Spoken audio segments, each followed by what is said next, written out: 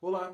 Neste vídeo nós vamos conversar sobre o direito fundamental à razoável duração do processo, previsto no artigo 5º, inciso 78 da Constituição e também no artigo 4º do novo Código de Processo Civil. A pesquisa de direito comparado feita para esse vídeo foi feita pelo meu amigo e aluno Gustavo Guedes. Então, Gustavo, esse vídeo aqui é especial para você. Um abração, viu? Indo direto ao que interessa, a primeira coisa que eu preciso dizer é que nós já temos um vídeo aqui no canal sobre o direito fundamental à tutela jurisdicional efetiva. E eu vou deixar o link para ele aqui na descrição. O resumo da história é que o processo tem que atender às necessidades do direito material. É isso que nos diz o direito fundamental à tutela jurisdicional efetiva. Então, o direito fundamental à razoável duração do processo, na verdade, é apenas uma consequência, é apenas um desdobramento do direito fundamental à tutela jurisdicional efetiva. É por isso, inclusive, que hoje se fala em tutela jurisdicional efetiva, adequada e tempestiva. Tempestiva aqui significa no prazo, num prazo razoável. Mas isso é uma coisa realmente evidente, óbvia. Se o processo precisa atender às necessidades do direito material, tutela efetiva, então ele precisa fazer isso num tempo razoável, de maneira que não prejudique o direito material. E aí, então, a gente tem a ideia de duração razoável do processo. E veja que não é suficiente apenas que seja proferida a sentença em tempo razoável. A atividade de execução, aquilo que hoje se chama de cumprimento de sentença, né? Mas a atividade de execução, a atividade executiva, também tem que acontecer em tempo razoável. Também tem que acontecer num tempo que seja adequado a atender às necessidades do direito material. É por isso que o artigo 4º do novo Código de Processo Civil esclarece que a razoável duração do processo diz respeito também à atividade satisfativa. Atividade satisfativa aqui significa satisfação do direito. Até aqui tudo bem, nenhum problema, tudo muito claro, tudo muito tranquilo do ponto de vista teórico. A questão é que, como nós estamos falando de um princípio, então toda a estrutura do processo e toda a estrutura do poder judiciário deve estar voltada a atender essa razoável duração do processo. Sim, mas aí é um problema de organização, de gerenciamento, que também não resolve muito a nossa vida. O que nós precisamos saber, para que isso aqui não fique apenas como palavras ao vento, é como que nós podemos resolver o problema de um processo que está demorando ou que demorou demais. Então, basicamente, nós temos duas formas. A primeira forma seria um remédio, um mecanismo para acelerar um processo que esteja demorando. Alguma maneira de fazer com que um processo que esteja demorando, né, a parte prejudicada apresenta uma reclamação, uma petição, um remédio específico, um recurso específico, para que o processo ande rápido. E a segunda situação é estabelecendo uma indenização caso o processo demore. E para tratar desses dois pontos, o remédio para acelerar o processo e a possibilidade de indenização, nós vamos utilizar o direito comparado, ou seja, nós vamos ver como que as coisas funcionam em outros países e comparar aqui com o Brasil, como as coisas funcionam aqui, ou como as coisas poderiam funcionar aqui.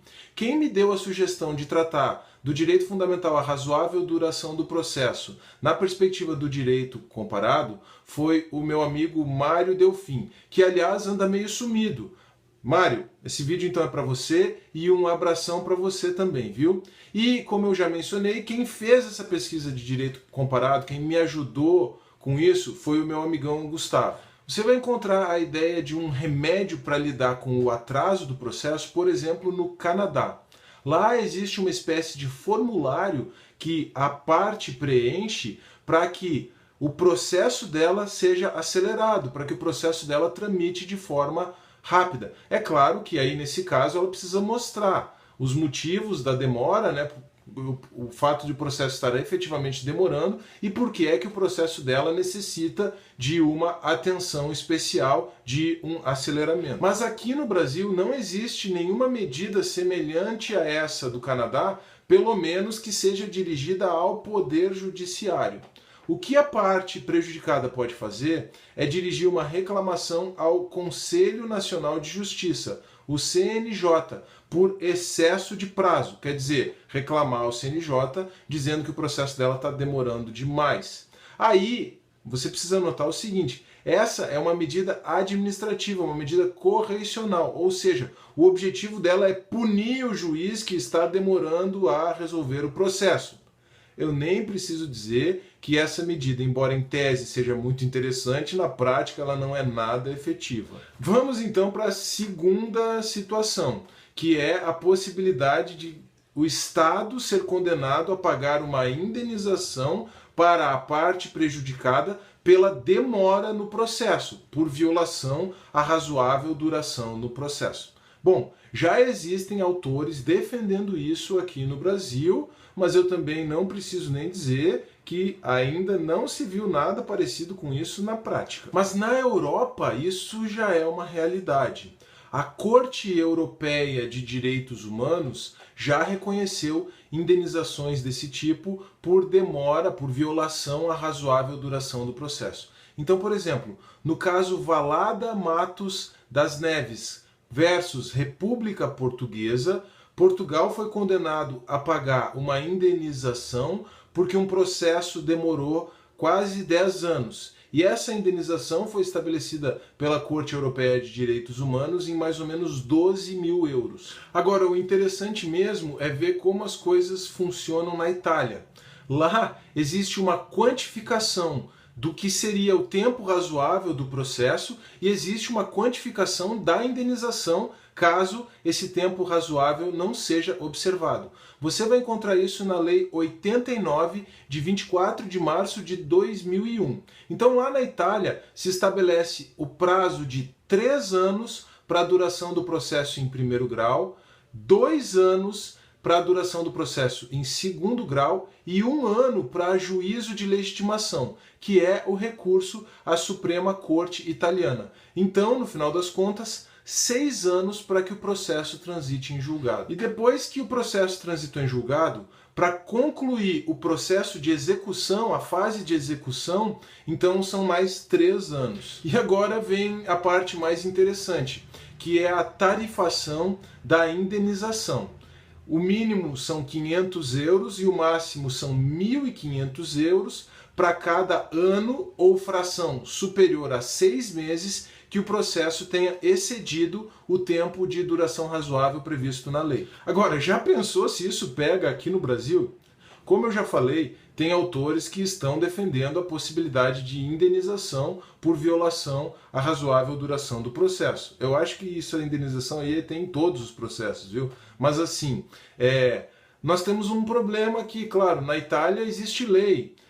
Aqui não existe, então isso teria que ser criação jurisprudencial. Seria um pouco mais complicado.